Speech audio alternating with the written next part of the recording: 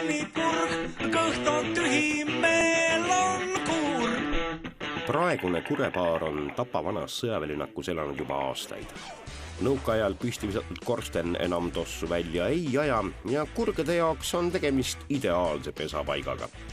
Sõjamehed ja toonekured on elanud Ullküla kõrvalt sõbralikult. Tänavu suvel kaevas aga just isa rõõme nautinud kurepapa sõjakirve välja.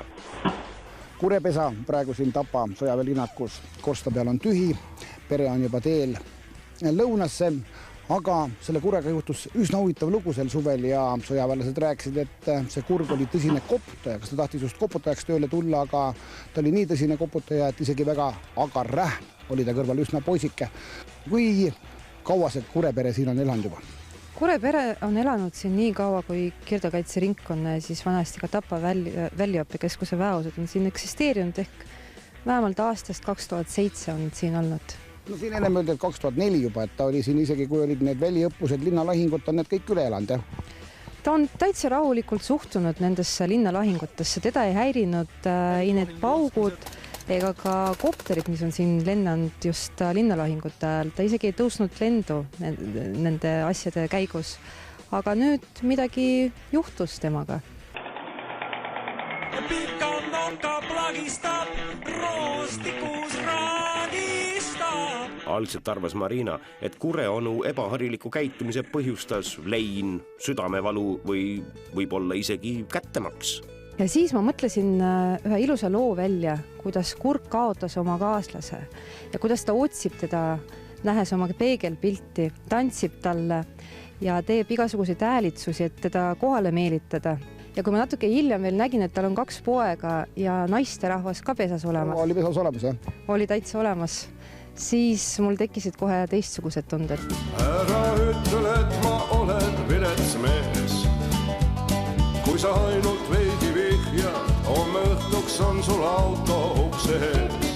Kuigi ka katus ja kasarmuaknad said nii mõnedki nokahoobid, siis kureonu erilise viha alla langesid eelkõige tumedat värvi autod. Kümned ja kümned masinad said tunda tema nokaraevu. Mõlke lind mõistagi pleki sisse lüüa ei suutnud, aga ka värvikriimustused tähendasid autoomanikele parajat peavalu ja rahakese väljaminekut. Kõige rohkem sai kannatada Sirje Käosaare tuliuus Hyundai Getz. Katus ja kapott pääsevad värvimisest, et üleni tuleb üle värvida. Midagi teha ei ole, ta on liisingu auto ja tuleb korda teha. Kasko ja nende asjadega sain ma ruttu hakkama, et selles ei olnud probleemi ja seal oli ka küsimus, et kes on süüdlane, tema kontaktid ja kõik ja siis saigi sinna kirjutada. Sitte kuredaga kontaktid ja toonekurg, et nii. Samas praegust on see lugu naljakas, aga siis võttis natukene tõsiseks küll, et kurb. Aga kõige kurvem on see, et keegi ei osanud aidata. Sirje Käosaar otsis abi nii keskkonnaspetsialistide, linnutarkade kui loomakaitsjate käest. Mõnede ametnike suhtumine ajas naise marru. See oli infotelefon 1313, kust lausa öeldi, et aga mis te meist saada tahate? Keegi nagu isegi süvenenud, mõni isegi naeris telefonisse. Nii et inimesed nii ka... Ma saan aru, et ametnikul on omad mured, kõigil on omad mured, kõige tähtsamad. Aga kui keegi helistab siia, kui sa ei ole võimeline teda aitama, siis nii võiks öeldagi, et vabandage, et ma ei oska teid aidata. Kõik. See nii lihtne see ongi. Aga lihtsalt naerdi näkku ka, jah? Jah. Vaata mind. Vaata mind. Härra Kurg Tapalt. Inimesi ei karda. Ta laseb kahejalgsed üsna lähedale.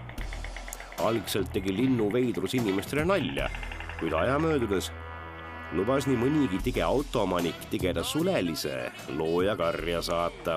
Suur võimas Eesti armee ei saanud nüüd ühest kurest jagu. Me ei tahtnud tast jagu saada, me tahtsime, et ta meid ei tülita, aga me ei tahtnud seda lahendada niimoodi, et teda enam ennast ei ole. Et me otsustasime, et tuleb lihtsalt ära oodata, kuni ta ära lendab. Ja nüüd on see hetk käes, nii et nüüd ootame järgmist kevadet, mis siis saama hakkab. Kurg on praegu teel Egiptimaale sinna lapsi viimas, oled seda peale kuri ka või? Ei ole. Nördima võttis, ükskord ta istus siin laterna posti otsas ja läksin mööda, ütlesin, kuule, no mida sa nüüd õige tegid, et no ei tasu olla nii õel, et esialgu küll, jah, võttis nagu niimoodi natukene nükseks. Aga pärast mõtled, no elu on selline, ega me inimestega juhtub täpselt samasuguseid asju. Ega me ei teialgi, kellel meil midagi. Millal me autot toksime läheme? Kas autot just toksime, aga midagi muud tegema, et me kõik oleme surelikud siin maamul. Mis ikka, ega see viha ei aita ju. Parem tuleb, mõtlen, et asju saab alati. Noh, aga inimesi ja loomi ja linde, neid me peame hoidma, nii et hoidkem üksteist. Ja kui keegi teile helistab, siis ärge vastake ebaviisakalt, et mis te meist saada tahate.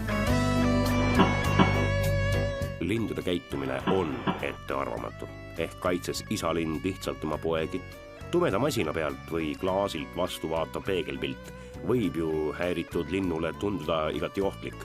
Samas võis ka mõni tume auto või ka selle juht lindu lihtsalt ehmatada ning see jäeti lihtsalt meelde. Kureonul võis ka pööningul lihtsalt midagi sassi minna. Kui ta järgmine kevad uuesti hakkab siin märatsema, no mis te teete?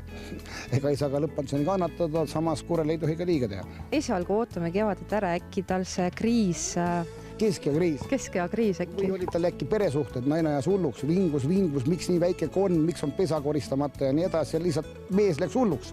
Vaevalt, sest kui mina nägin neid, ma tulin neid siia valvama üks päev ja siis nägin, et 2 poega on neil pesas, ootavad oma vanemaid. Ja siis see paar tuli, olid väga õnnelikud, tegelesid oma poegadega, siis olid mõlemad pesas, mitte ükski teist taga ei ajanud, nii et ma arvan, et perekonna elu oli neil ka korras. No, sõjaväelased kurgede peale tigedad ei ole? Kohe kindlasti mitte. Need on meie kured ja ikka nad on kevade kuulutajad meie jaoks, nii et ootame, kuni nad tagasi tulevad ja siis vaatame, mis tujud neil on.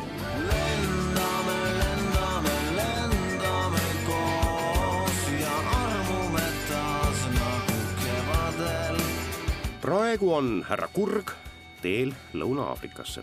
Kui te seal just tumedamat sorti kaameleid ja masinaid nokkima ei kuku, siis võite ta järgmisel kevadel taas Eestisse ja ilmselt Tapa sõjaväelinnakusse oodata.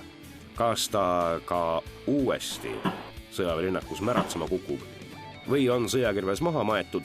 Eks seda näitab juba järgmine suvi. Kuigi sõjameestel on relvad ja laskemoona nii palju, et tapab, siis Kurepere elu säästeti, lubati säästa ka järgmisel aastal ja mehed ütlesid, et ehk siis tuleb osta heledamat värvi auto.